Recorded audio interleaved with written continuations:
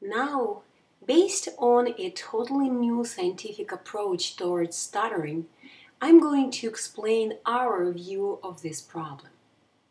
What is speech? What is stuttering? What causes stuttering? How do people typically develop stuttering? Is it possible to eliminate stuttering?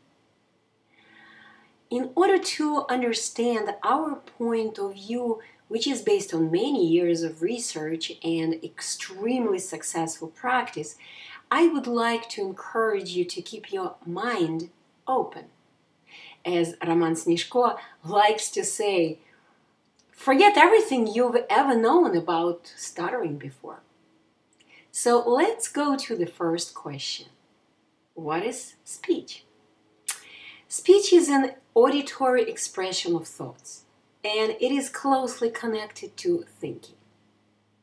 Speaking ability is a set of learned skills. Anything we do in our lives has to be learned first. Newborn babies do not know anything yet and cannot do anything consciously. They begin to study the world around them through their natural tools such as senses of hearing, smell, taste, touch, and vision. They begin interacting with this world by trials and errors. They do certain things, cry, touch, smile, observe the outcome, and store perceived information in their memory. Repetitions of the event or extreme emotions speed up the process of learning.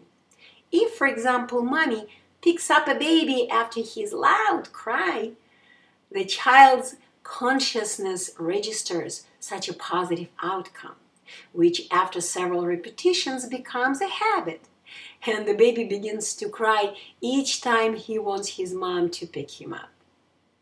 So the same mechanism goes for the acquisition of all even more complex skills. We first observe the world around us through our senses, react to an event, and then, depending on the outcome, store the perceived information in our memory.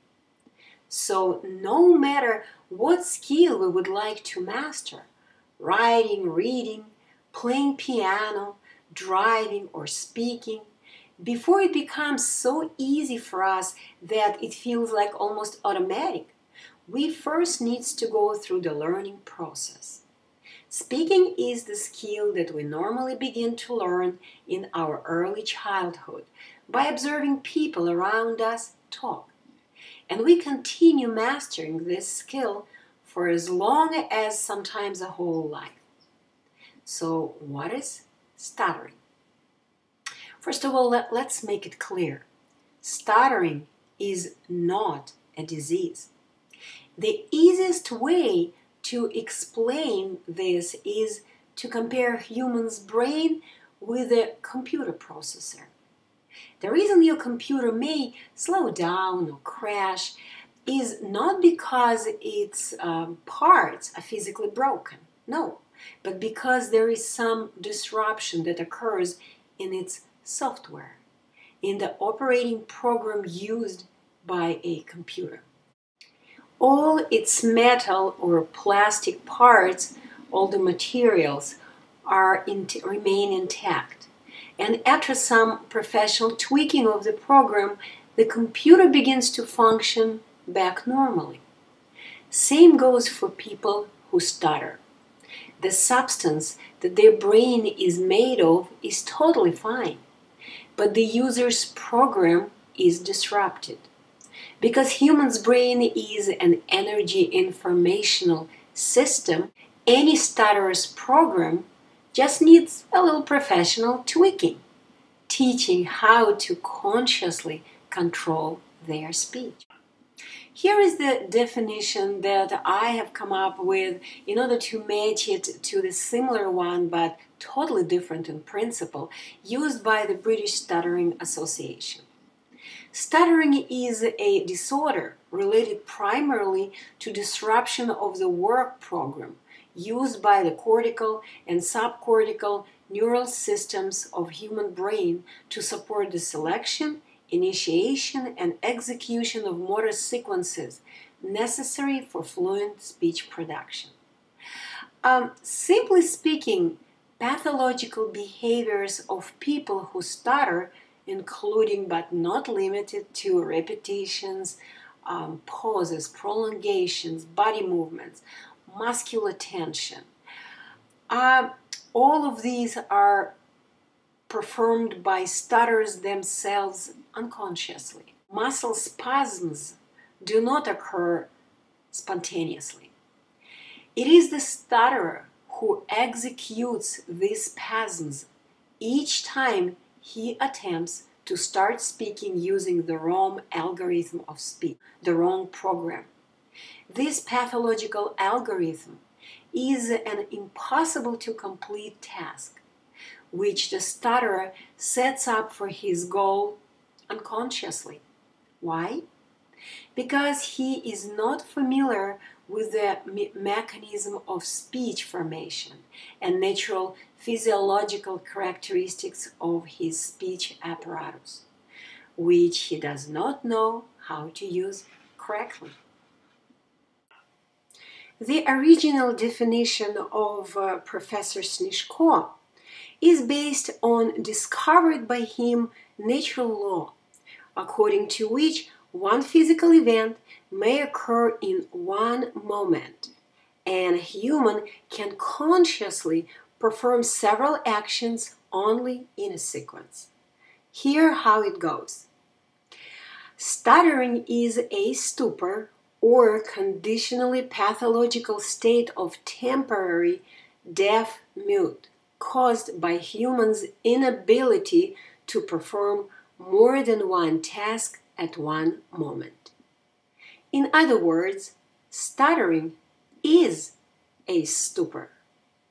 This means that the very term stuttering is incorrect and should be avoided because it does not explain the real causes of the speech problem or the symptoms displayed by a stuttering individual. So here is the next question. What causes stuttering? Any form of stuttering is always triggered by one cause: an incorrect and unnatural use of the speech apparatus by stutterers as their learned response to various factors or situations. By setting an impractical and physically impossible goal for their speech apparatus and attempting to complete this impossible task, stutterers end up with a stupor, stoppage of their speech apparatus, and useless attempt to force their speech out. So how do people typically develop stuttering? Let's look briefly at a few of the most common examples of how the habit of stuttering, or we can say now stupor, develops through unconscious hypnosis at the moment of maximum stress and fear at any age. The trance suggestion performed in such situation becomes memorized by a future stutterer instantly and remains in humans' memory for as long as sometimes their whole life. You may find more detailed information on this topic on our webpage, which is www.livestutterfree.com. So let's look briefly at the first example, very common example. A dog is barking at a young boy. The child is scared. All his muscles, including the ones responsible for speech, are paralyzed. This is a typical stupor, developed as a result of an attempt to do the following two things at the same time. focusing on a subject of his fear, the dog, and trying to call for help or run away. So, however, a human cannot perform consciously all of these actions simultaneously. So, at the same moment, with the expression of horror on the face, the parent grabs, which is kinesthetic impact, grabs his fearful child, looks straight in his eyes, which is a strong visual impact, and produces a fatal suggestion such as, "Don't be quiet, say something. What are you trying to say? Repeat it faster." The last phrase may be repeated like 10-15 times. The poor child is desperately trying to say something, but instead he remains quiet because he cannot take his eyes off his parents' terrified face and the scary dog. After a minute of such silence, the parent announces something like this: "Oh God, you have begun to stutter." From this moment on, this kind of conversation between the child and his parents takes place more and more often in various situations, and finally turns into a normal way of their communication, confirming the child's belief in his handicap condition.